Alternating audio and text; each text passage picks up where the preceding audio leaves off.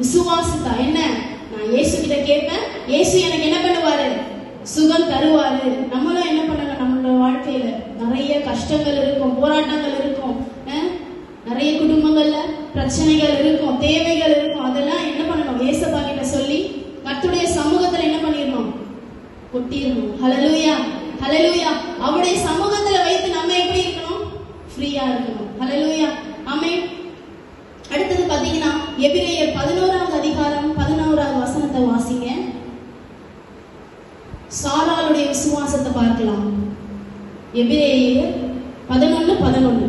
விசுவாசத்தினாலே சாராளோ வாக்குத்தத்தம் பண்ணினவர் உண்மையுள்ளவர் என்று எண்ணி கர்ப்பம் தெரிந்திருக்க பலனடைந்து வயதில் சென்றவளாய் இருந்தும் பிள்ளை பெற்றாள். ஹல்லேலூயா, ஹல்லேலூயா. வசனத்தை பாத்தீங்கன்னா